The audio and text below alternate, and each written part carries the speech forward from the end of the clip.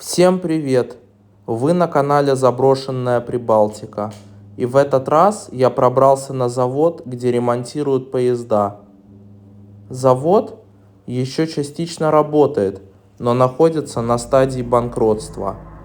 В раздевалках до сих пор висит одежда рабочих, а в цехах лежат инструменты и стоят поезда. Также я посетил бомбоубежище, где было очень много интересных находок. Ну что ж, приятного вам просмотра.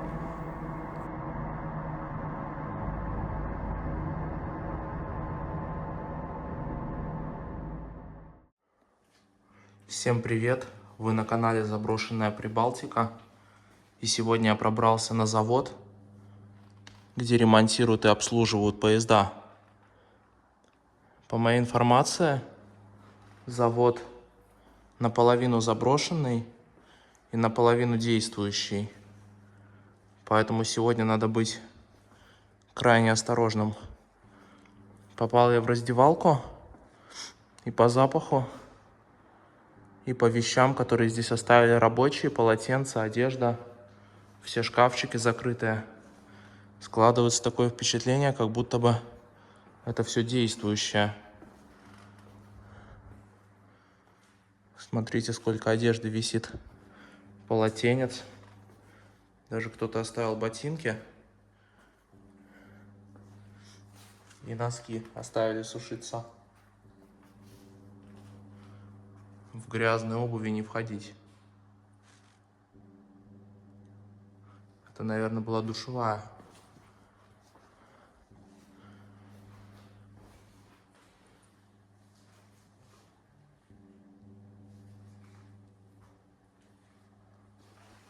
Как-то стрёмно здесь находиться очень. Ну, кстати, душевая. Видно, что здесь давно никто не убирал. Ржавчина. Даже, по-моему, плесень на полу. Неприятный запах. И, кстати, в некоторых кабинках отсутствуют краны сверху. Интересно, есть ли вода?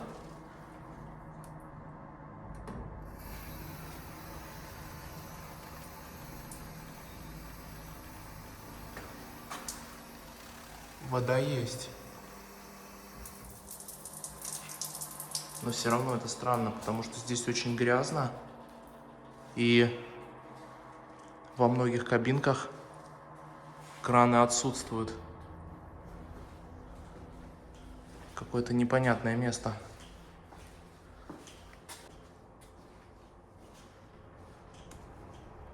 Туалет.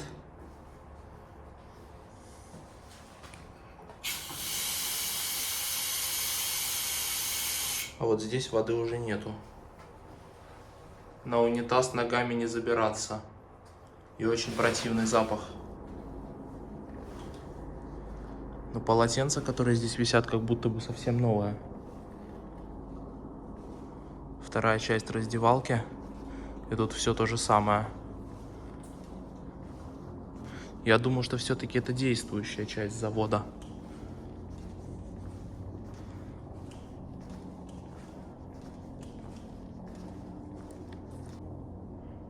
Просьба старую рабочую одежду выбрасывать в мешок на улице. В мусорнике не ложить.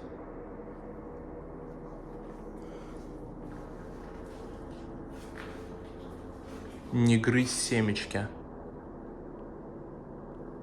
А вот если здесь электричество? А электричество здесь есть. Вполне вероятно, что это действительно рабочая часть завода. Дальше какая-то дверь закрытая. И надпись, то что под охраной.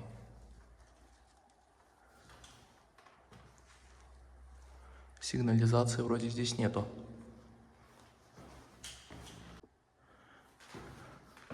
Кстати, цветы совсем свежие, не завявшие.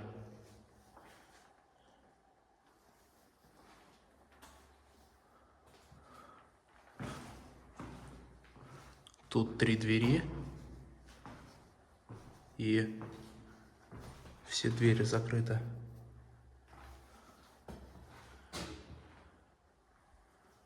Попробую спуститься. А, эта дверь открыта, кстати.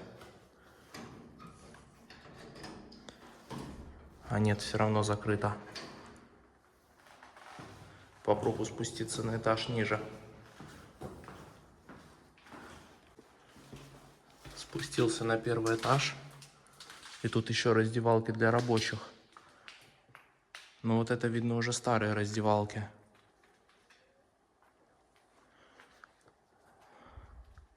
И ими, наверное, уже давно никто не пользуется.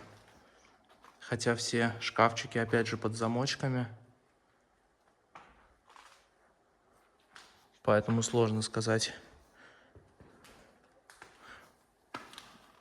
Но не похоже, чтобы кто-то здесь часто бывал.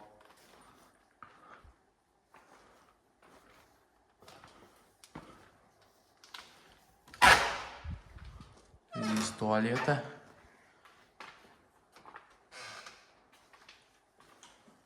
Генерал пивные войска.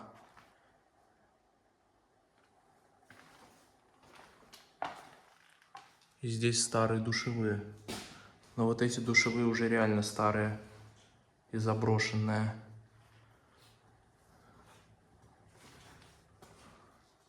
Ладно, здесь не очень комфортно находиться, поэтому нужно идти дальше. В общем, в этой части здания все двери закрыты и открыты только раздевалки. Попал в такой тоннель, ведущий куда-то из этого здания, возможно, прямо в цех. Наверное, раньше он был думан для того, чтобы рабочие могли бы сходить из цеха, помыться и переодеться прямо по такому тоннелю.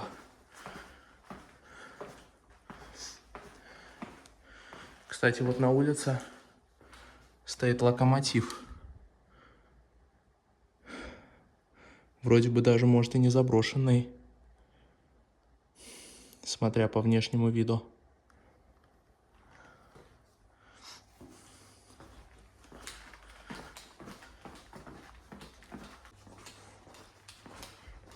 Интересно, куда приведет этот тоннель, потому что, так же, как и вы, я здесь 1-й раз. И про этот завод я очень мало что знаю.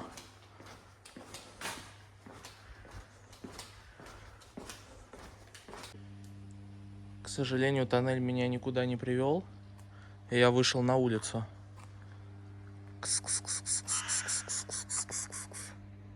Местные обитатели завода. Здесь очень много котиков.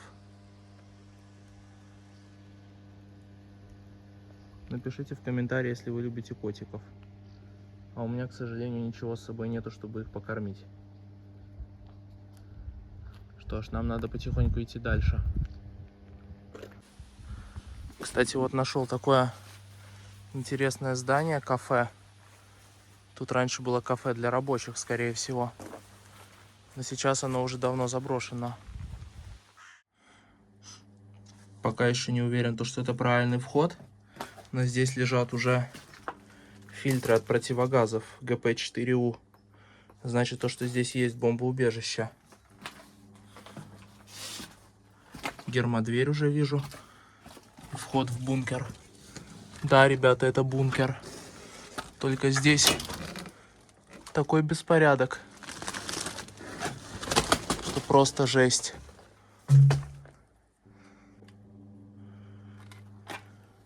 Это ящик с такими жидкостями был, которые защищали открытые участки кожи от радиации.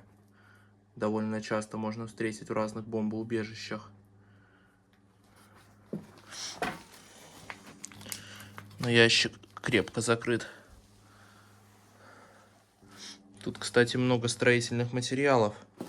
Возможно, кто-то хотел делать здесь ремонт, но что-то пошло не по плану. Ящик с противогазами. Противогазы ГП-5 черного цвета. такие жидкости, как были в том ящике на входе.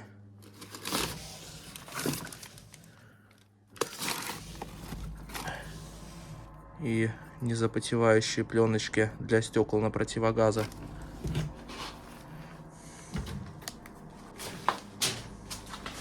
Идем дальше.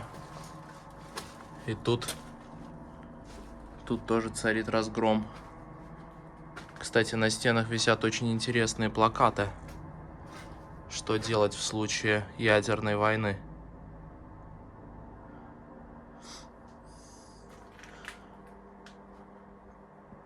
Полочки с какими-то мелочами.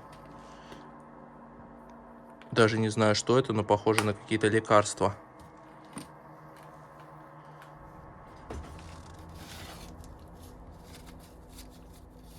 Что-то непонятное. Какие-то химические препараты.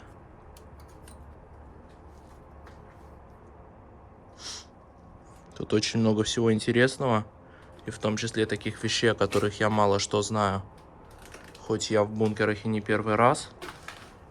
Но здесь очень много всего. Плакаты. И карта Латвии висит. Порванная. Ящик. Пустой. И еще плакаты. Это должен знать каждый. Индивидуальные средства защиты. О, маски, как сейчас люди одевали в ковид. А, и вот образец респиратора. Вот в советское время были такие респираторы.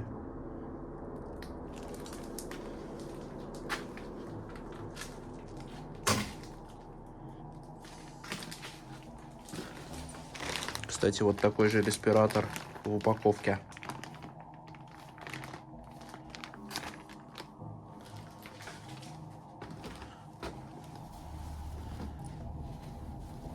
Это, наверное, была какая-то одежда.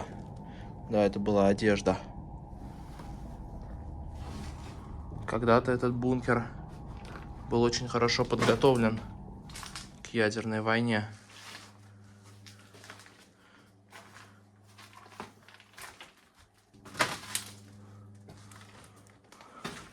Тут практически пустое помещение.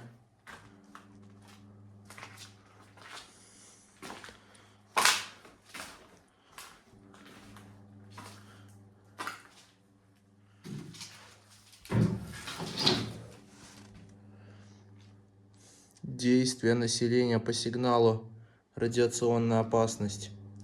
Что нужно было делать в случае тревоги ядерной войны? Противогаз лежит на столе. Очень интересное бомбоубежище. Несмотря на то, что в плохом состоянии, но здесь весьма интересно.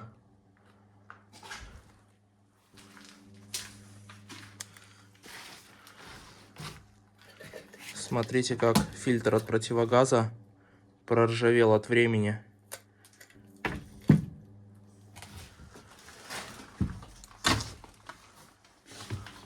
Тут склад вещей, резиновые сапоги.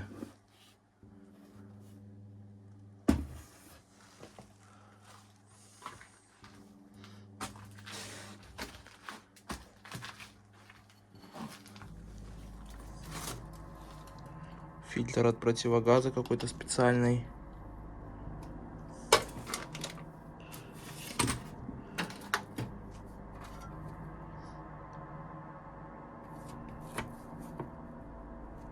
Инструкция, памятка по работе с прибором.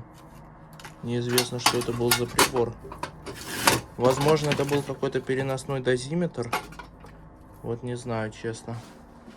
Напишите в комментарии, кто знает. Прогнившие от времени сумочки. Противогазы. Довольно интересные противогазы. Такие можно редко встретить в бомбоубежищах в Латвии.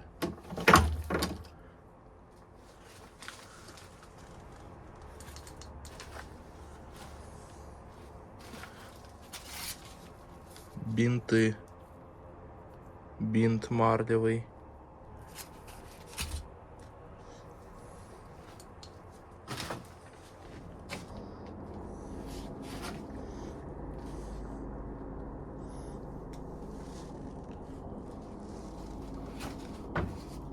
Медицинская сумочка вот так выглядела раньше.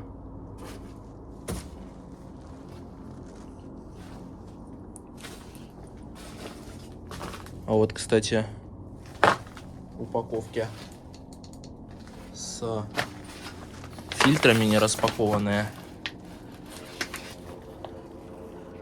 Я вот честно не знаю, возможно, это был такой фильтр, который спасал при пожаре. Потому что, насколько я знаю, обычные фильтры противогазов, они спасают только от грязного воздуха. И то не очень долго. Один фильтр вроде полчаса или час может помогать, а потом его надо менять. А были еще такие фильтры, которые спасают при пожаре от углекислого газа. И, возможно, это как раз такие были в коробочках. Весь пол усыпан противогазами. Идем дальше. А тут, наверное, был склад вещей гражданской обороны. Очень много противогазов.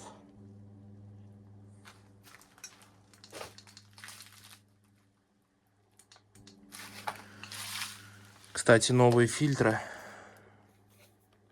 даже не использованные, от противогаза ГП-5.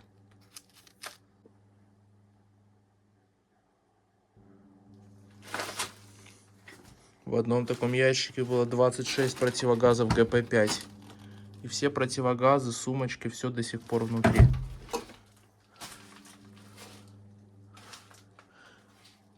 Но судя по такому беспорядку, кто-то здесь явно искал что-то ценное.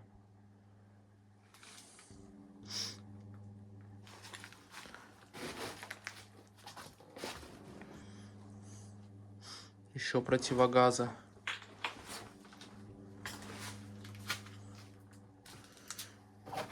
Вот так выглядят фильтры в нераспечатанном состоянии. В коробке лежат противогазы сверху, а снизу в такой решеточке фильтры.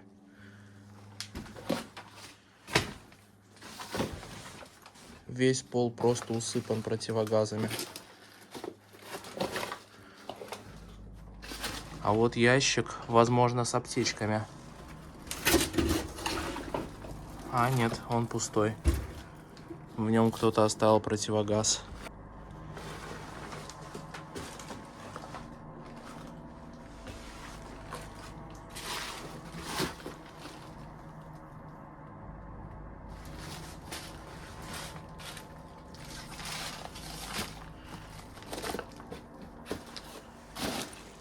А вот и респираторы.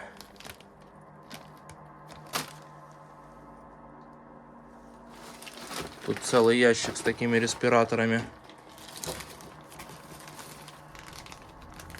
И, кстати, они в довольно-таки неплохом состоянии.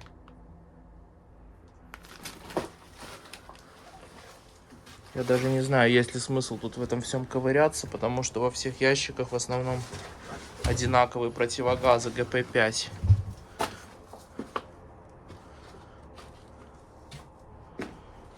Продолжение склада.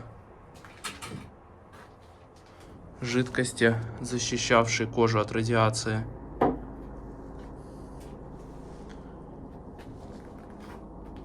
А вот и коробки от этих жидкостей. Вот это все, я так подозреваю, эти жидкости были. Кстати, что-то интересное зеленое. Комплект ИДПС 69.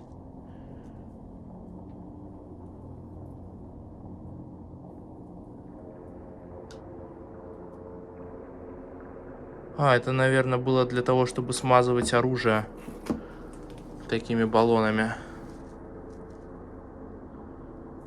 Кстати, вот стоят еще переносные носилки для раненых людей или для людей с отравлением. И вы просто посмотрите, сколько здесь поездов. Это все локомотивы, чмехи. Их здесь ремонтируют, красят, восстанавливают, обслуживают. Это 100% рабочий цех. Хотя, по моей информации, этот завод наполовину, но был заброшенный. Я просто в шоке с увиденного. Просто посмотрите на это.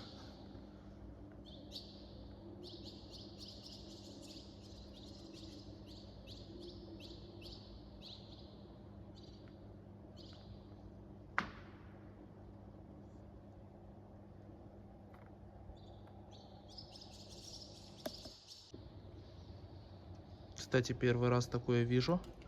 Локомотив полностью закрасили в серый цвет. Даже стекла закрасили в серый. Как-то очень интересно выглядит. На самом деле очень стрёмно здесь находиться. Но я попробую поискать где-то спуск вниз и спуститься вниз. Потому что есть у меня такая мечта еще давняя — побывать в кабине локомотива.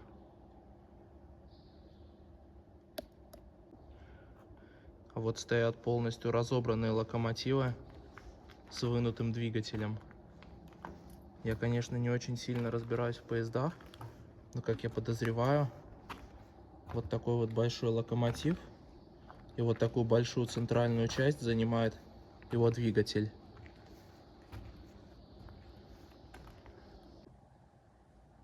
Еще один локомотив стоит с вынутым двигателем и покрашенный.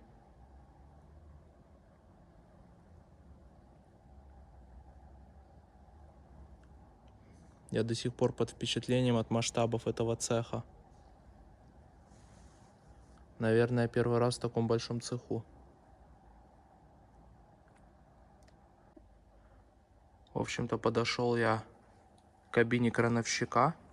Просто посмотрите, насколько это огромный кран с таким большим крюком. Две кабины крановщика.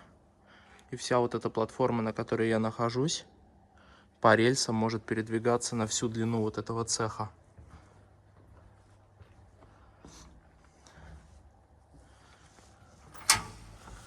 Вот так вот выглядит пульт управления краном.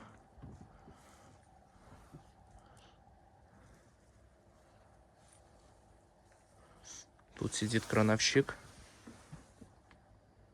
и управляет краном, поднимая всякие тяжелые детали и перемещая их по цеху. Просто посмотрите на размер этого крюка. Такой, наверное, весит минимум полтонны, а поднимает, наверное, минимум 10 тонн. Нашел такие огромные ворота, куда могли заезжать локомотивы. И здесь они становились. И вот в такую яму залезали рабочие и снизу что-то у них ремонтировали. Кстати, вот тут даже стоят две чмехи. Чмеха — это на сленге железнодорожников такой локомотив, который слабее, чем обычный локомотив, и между городами он грузовые поезда не возит, а тягает их только по станции сортировочной. Поднялся на состав. Состав открытый.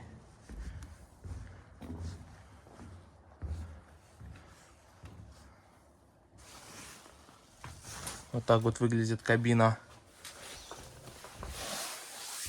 управления.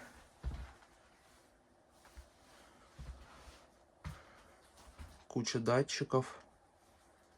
Это рукоятка, это, наверное, газ. И два стула. Один для машиниста и второй для помощника машиниста. Довольно интересно. Я первый раз внутри такого поезда.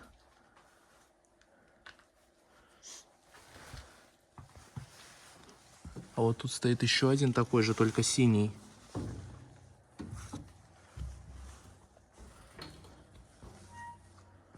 И этот уже видно, что свежепокрашенный. Но внутрь него я не пойду, потому что это будет уж слишком большая наглость.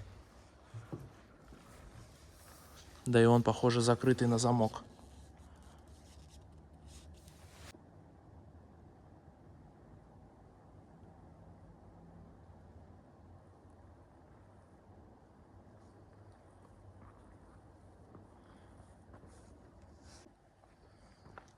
Вот так вот выглядит шасси, снятое с локомотива. Тут, кстати, даже много таких.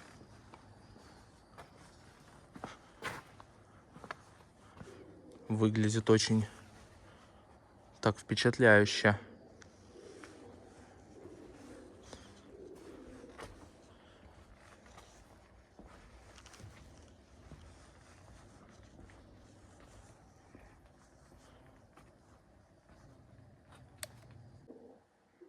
Инструменты рабочих для того, чтобы ремонтировать поезда. Ключи, я смотрю, здесь все довольно большого размера, что в принципе и логично.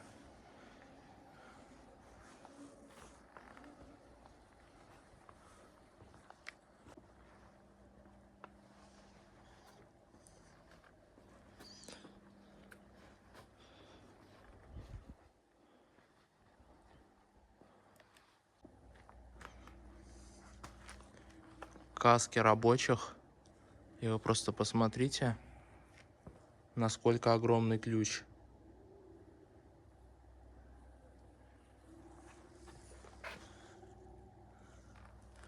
Кстати, постоянно издаются какие-то звуки в цеху. Но это голуби здесь поселились. Где-то живут под крышей.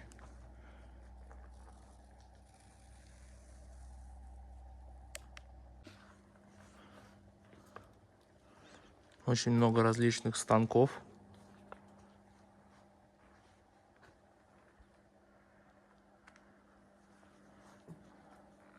Честно говоря, не судите строго мое видео об этом заводе, потому что я не очень разбираюсь в производстве. Не могу вам правильно и достаточно интересно прокомментировать, что здесь для чего было нужно. И знаю лишь совсем немного. Поэтому не судите меня строго.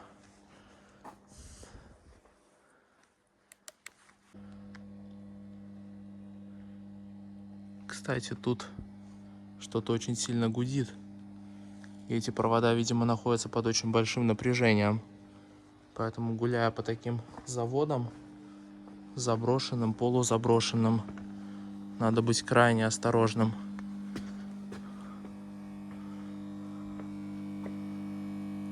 Электроэнергию надо экономить. Выключайте своевременно, отключать неработающее оборудование освещения, а кто-то вот не выключил. Уходя, гасите свет. А вот, ребята, обалдеть. А вот и сами локомотивы. Просто посмотрите на этого красавца.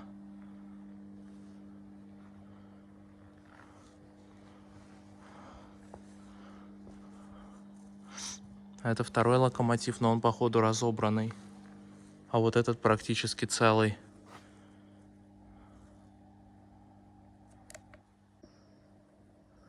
Попробую зайти вовнутрь этого состава.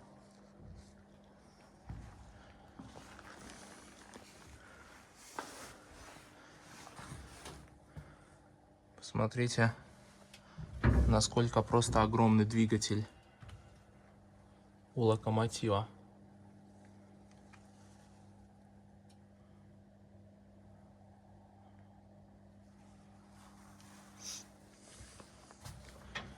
А вот тут сама кабина.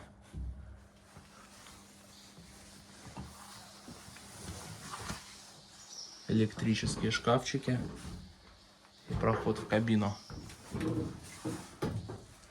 Вот это да. Кстати, тут нету куска пола. Сколько всяких тумблеров. На поездах, я знаю, руля не было. Это, наверное, был переключатель газа.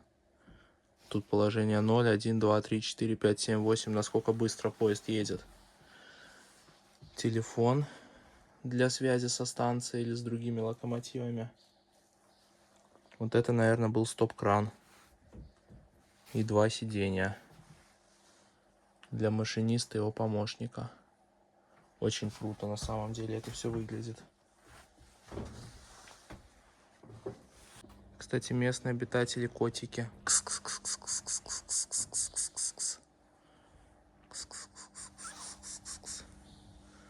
Видимо, люди здесь редко бывают, потому что они довольно боязливые. Вот сказать честно, я не знаю, действующий это цех или заброшенный, но мне кажется, как минимум наполовину действующий. Еще один моторный отсек. И здесь стоит такой же огромный двигатель.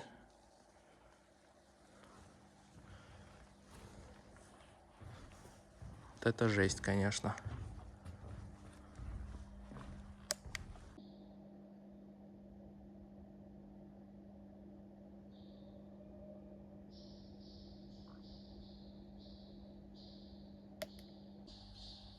В цеху начали раздаваться какие-то крики.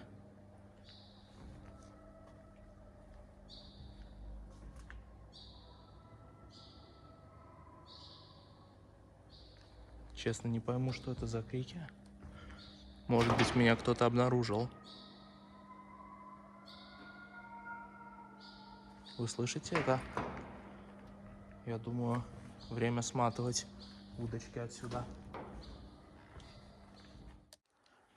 Пока я гулял по заводу, наступила уже ночь. Я пробрался в еще одно здание.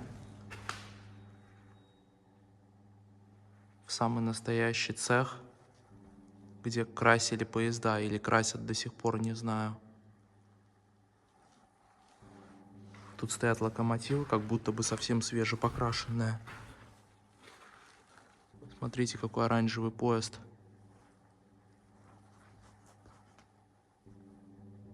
Совсем свежепокрашенный.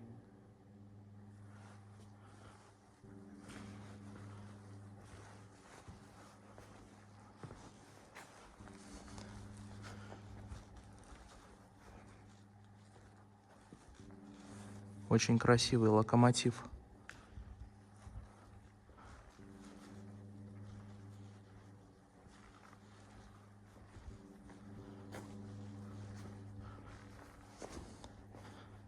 Вот так вот выглядит этот цех. А тут надо быть сейчас предельно осторожным, потому что еще один котик побежал по цеху. Вот котик. Очень много котов на этом заводе в цехах. Просто полюбуйтесь на вот эту красоту.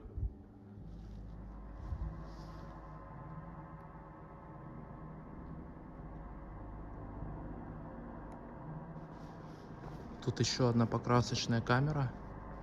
И внутри стоит еще один поезд. Точнее, локомотив или чмеха. Скорее даже чмеха. Но ее, по-моему, только грунтуют. Чистят ржавчину и грунтуют. Я думаю, что это, скорее всего, тоже рабочие цеха. Кстати, там внутри горит свет.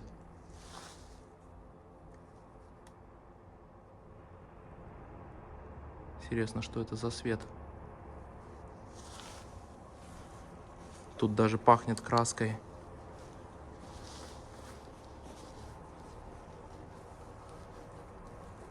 А вот это такая лампа горит внутри.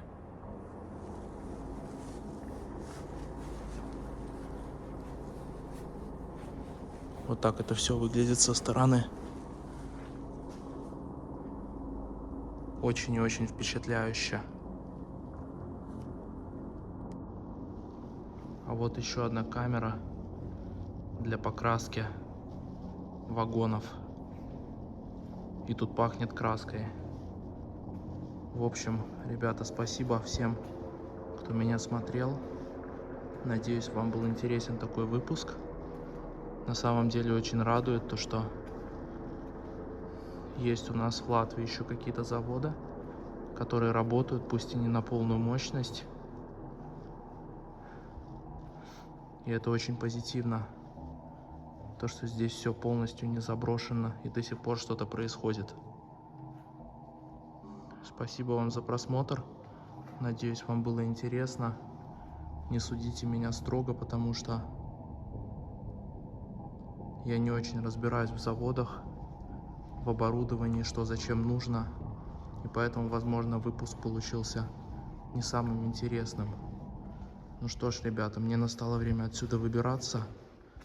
До новых встреч. И всем пока.